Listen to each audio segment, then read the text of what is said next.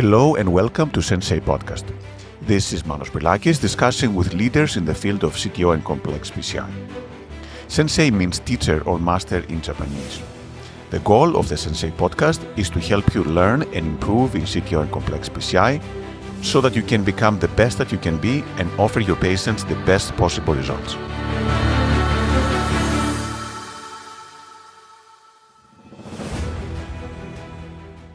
Hello, everyone, and welcome to Sensei Podcast. It is my great pleasure to introduce our guest today, Dr. Nishimura from the Mayo Clinic, Emeritus Professor of Medicine, a legend in education. I was very privileged to learn from him. I think it was almost 20 years ago when I first met him in the first day of the cardiology rotation. So thanks again so much for being with us today. Yeah, thank you, Manos. And it's always been such an exciting part for me to learn from you. And I remember the inspiration was always amazing. Every time you would to teach us, somehow everyone, including myself, wanted to learn. So how did that happen? How did education happen? I think education happened. I mean, my passion for education just came when I came to Mayo Clinic. Because, Mayo Clinic is just, it's had this legend in education ever since Will and Charlie started it. And when I came, I just had some superb teachers. I had people like John Joyce, Duke Giuliani, Jamil Tajik, David Holmes and stuff. And it's so inspiring to have them teach me that I wanted to pass it on to everybody else. And how do you decide the format? Because I remember you have a very interactive format that engages people and makes them more interested to learn. Was that something you learned, something you discovered along the way? I think it was just something you discover. And you discover it because you learn that when you just tell somebody something, it goes in one ear and out the other ear. But when you make them think about what is going on, when you make them perform in front of you, when you make them reflect, when you make them go look things up and come on back, so they're working at learning, it sticks. That stickiness that they need to really get the most out of education. And how did you decide to get into the structural disease and the hemodynamics? That's a notoriously sometimes complex and convoluted area, and people get very confused about it. What made you inspired to get into that area? Yeah, well, again, it was coming into Mayo Clinic. As you know, Earl Wood was kind of the founder of hemodynamics. He started everything here. He had disciples. When I came into the lab, everybody was very key on performing the most meticulous hemodynamics possible to get the answer. And I just got caught up in that. And it's something that with the patients that I wanted to see, they always had these complex problems that needed to be solved. And it was using the hemodynamics that would solve the problems that a lot of other institutions weren't able to provide. So it was being able to take a patient, answer a question, and intervene on the basis of that. That was so lovely. And also, I remember that you were, and I'm sure you still are, very meticulous about the value of physical examination, which is something that many interventionalists today are not very keen on or very adept on. Yeah. Why is that, and how do you find its value today with echo and all the other CT and all the other things that we get? Yeah, it's a great passion, and when we were training, we learned physical exam because you had to learn it because you didn't have the echo, you didn't have the 2D, you didn't have a lot of the imaging modalities that we have now. But what we learned along the way, and this was being able to be in cardiology as the imaging came on, that the imaging was great. It would help confirm what you had on examination. But you learn that, especially in complex cases, it may not give you the information you need. It may give misleading information. And in these complex patients, especially with structural heart disease, if your exam doesn't match the results of an echocardiogram or whatever you get, you have to go further. And if your patients are complex, which they're getting to be more and more and more, we have found that happens more and more. So in the recent, let's say 5 to 10 years, when our fellows come in, and I always love to take fellows one-on-one, and we go through the complex cases, we do the exam, we do the echocardiogram. We found that about 25 to 30% of patients, if you only went on the results of the echo report, would be misled.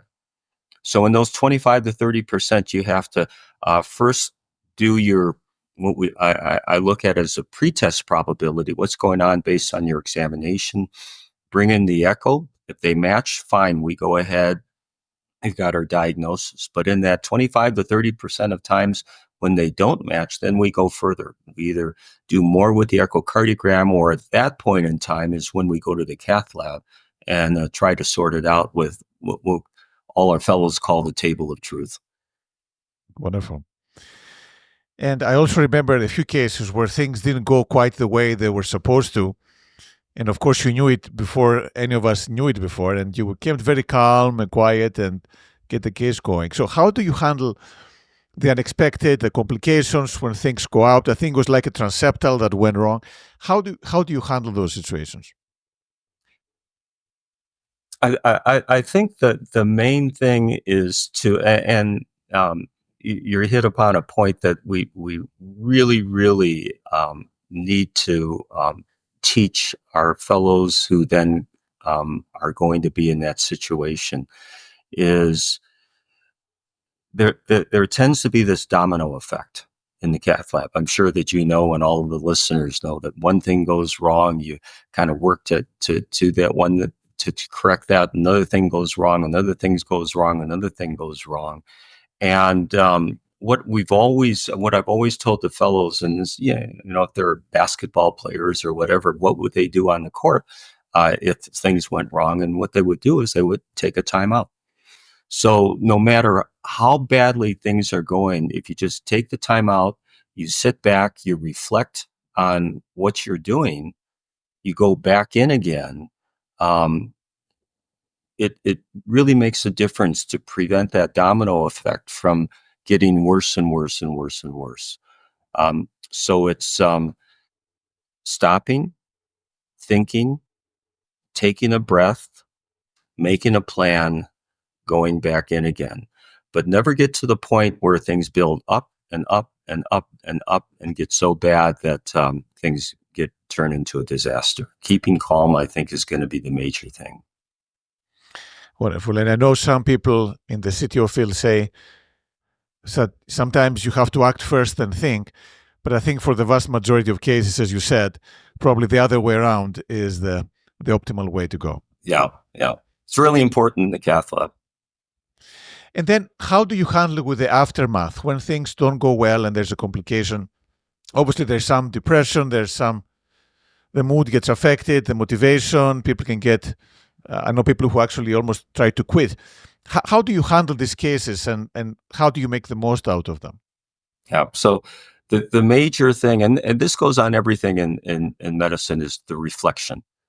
And what you always have to do at the end of the day, whether things go right or whether things go wrong, is take some time, reflect on what you did, what happened, what you did that was good, what you did that wasn't good, what you should have done differently. So that reflection should be a major part of your life, irrespective of whether things went right or wrong. And I always, in this era where we're just going and going and going and going, people don't usually take the time to reflect.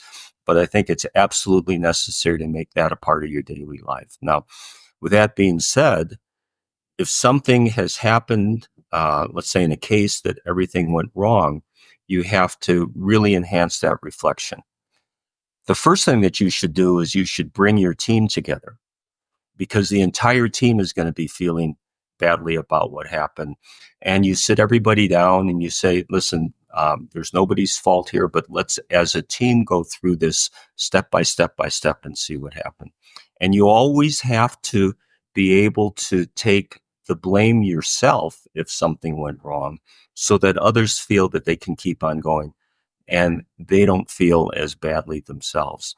As a team, I think it's much, much easier to kind of go through things, reflect, and find out what happened, and then implement changes in what you would do next time to prevent that from happening. So I think it's the reflection yourself, it's the reflection of the team. But as a staff, if your fellow has really done something wrong, it's very, very important to sit down one-on-one with the fellow and talk them through. So it's a constant reflection of yourself, your fellow, and your entire team. I think that's very, very important. Wonderful. And as you say, that helps make the most of it for the next, hopefully, cases coming up. And speaking of the fellow, again, you've mentored thousands of fellows, both at Mayo, but also outside. What excites you in someone? So when you see that fire in the belly, I remember some of your talks. What excites you in a fellow? What would you like to see? Yeah, well, it's the fire in the belly and the light bulb going off in the eyes. So you can actually tell when somebody suddenly, boom, gets something from the teaching that you've done. And that teaching, like you and I talked about, isn't necessarily telling them what's going on, but it's making them think. And if you make them think and they work themselves through it, all of a sudden, boom, you see this light bulb go off in their eyes, and you know they've got it. And that, to me, is the most exciting thing about teaching the fellows. Now, in the cath lab, what I love to see is I think there's two aspects that are very, very important. Number one is the technical ability, but number two is the thought process by which they plan things out step by step by step, let's say in a very complex case, and then are able to implement that step by step by step. And if things start to deviate, they've already thought out, well, how do we go to plan B? How do we go to plan C, or whatever? So two things that I love to see. Number one is that they get it intellectually, but number two, that they are able to be thoughtful, that they plan ahead. They're able to make deviations when things change in the cath lab, but then they can take a case from point A to point B by themselves, with me then just standing back and watching them. And to me, that's one of the most rewarding things about teaching in the cath lab. And again, having seen so many people from all angles, what do you think about the first impressions? What's the first impression you get about someone? Is that true? Is this the initial kiss appeal, the technical hands? Is that what makes someone, or is it the conscious effort and the planning and the work, as you mentioned? Yeah, I think that's a great question. I think there are people that are very gifted that will be very good. You can tell from the very start. But then there's a number of people who I call diamonds in the rough. You know, they come in, they fumble around, they knock things over. They just have a terrible time, and you can sense them getting more and more anxious, more and more anxious. Those are the ones that are most rewarding, because you can actually take them, and if they're what I call pliable, if they listen and they learn and they learn, and they can get better and better and better and better. And so you're right. There's two groups of people. There's the groups that you know are going to do very well. There's the group that at the very beginning, you have no idea how they're going to do. But the majority of those, with time and patience, will be able to get better and better. And a lot of that is in the head. And if it's in the head, then it comes out in the hands. Wonderful. And switching gears a little bit, about yourself. So you've been always, the example for everyone and the inspiration, and you always seem so calm. How do you do that? Is that meditation? Is this exercise? What is behind all this? No, I think it's well, first of all, it's the outlook on life. And we always bring fellows in and we talk about future and stuff like that. You have to be in a career that you wake up every morning and you say, "Hey, this is going to be a great day." Uh, you can't go into an area because you think it's going to pay better, because you think that the job market's going to be better. You go into an area because you know you're going to love doing what you do. So, and that was me. I mean, I fell in love with what I was doing, which was the complex patients, the structural patients, the hemodynamics, so on and so forth. So I think that's the first thing is that you have to be able to wake up knowing that it's going to be a great day, and that's surrounding and that's building up your career so that you'll be able to do that. I think the second thing, like I said, is the reflection. You reflect in the morning, you reflect in the evening about what you're going to be doing, about what you did.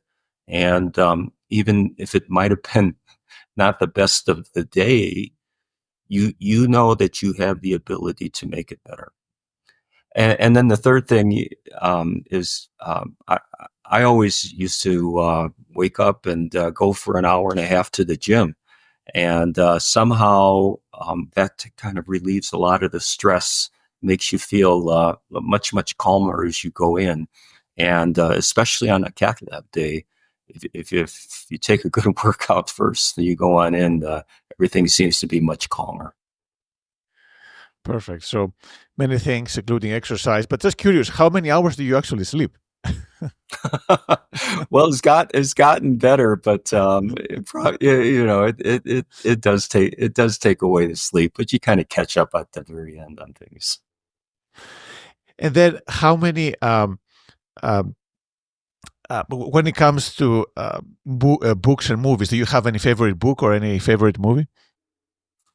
Um, Actually, there's a movie called Rudy, which is about this young man who wants to play football at Notre Dame, but he's small. I myself, I play football, but I was 5'8", 160, so I always got beat up and stuff. But you had that determination to just do it, and you had a great time doing it. And it was how he overcame adversity and eventually was able to be on the football team at Notre Dame and made a career of himself that way. So it's an old movie, but I always remember that as you kind of have these hurdles that you have to overcome. Wonderful. And how about any books that you found is your favorite? Um, Cutting for Stone. I don't know if all of you have read that, but it's by Abraham Verghese. It's a wonderful book about life and again adversity and how you overcome it. So there seems to be a common pattern there: overcoming adversity in the cath lab, overcoming adversity in other forums. But what excites you most right now? I know you recently stepped down a little bit, but I cannot imagine you sitting. So, what is exciting for you at this stage? So Carol and I are officially retired, so we're not seeing patients anymore. But what we're doing is we're actually going back once a week to mentor our young staff because they really need some one-on-one sessions with people who can look at them from the outside and help them with their careers, going the right path, making sure they have the correct balance, so on and so forth. And then spending the afternoon with the fellows. Um, because what we found is that a lot of times now, the fellows all will just take reports based on the report, apply these numbers to the guidelines, treat the patient thus, and not really learn proper clinical decision making. So, as old farts, what we're doing is we're trying to teach them the value of a history and exam. It sounds outdated, but they appreciate it. The history of proper history, physical examination, how you actually examine a patient, because nobody does that anymore, as you and I had talked about at the very beginning of this talk. Apply it then to a patient, kind of get that thought process on step by step what you do, and then come up with the solution.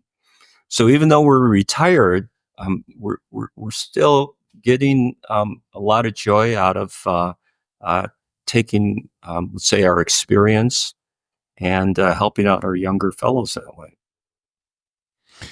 And speaking of the younger fellows, obviously nothing replaces one-to-one, but in many cases that's not available or great. So what are the avenues you would suggest to people, who don't necessarily have access to, world caliber educators? How can they improve themselves and get better?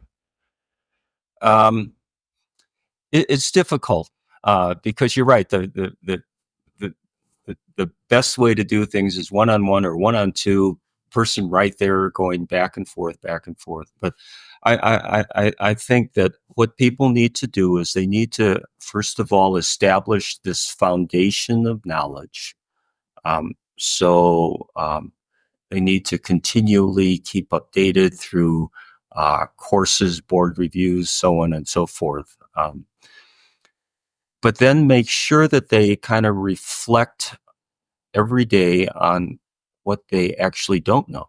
And you'll find that even though you might go through every day, if you sit back and reflect, there are at least 4 or 5 areas or things that you just didn't have the time to look up, and just did something without really knowing if you're correct.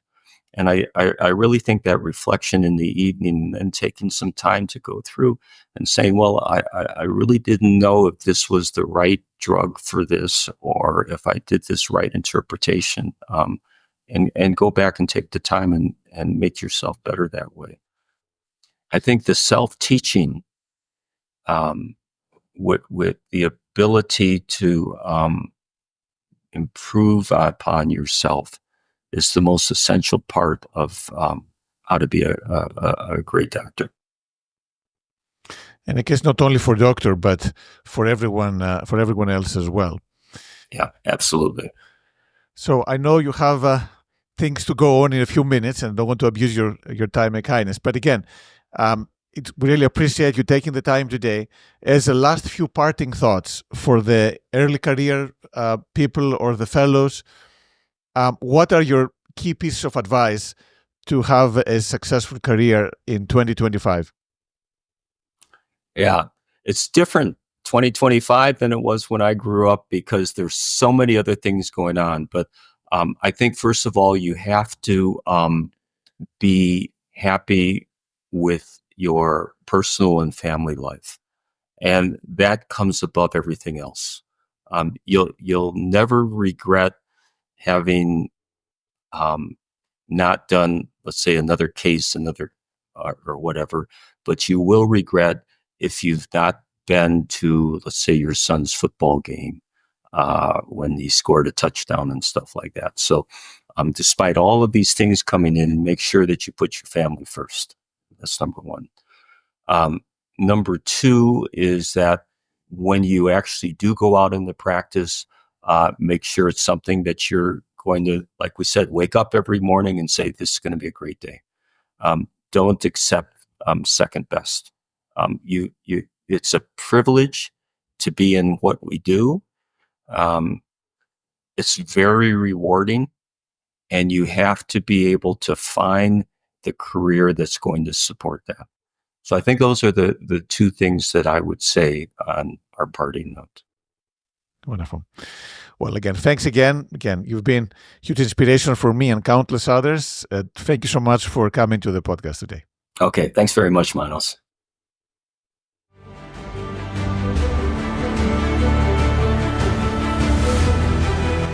Thank you for listening to the Sensei podcast.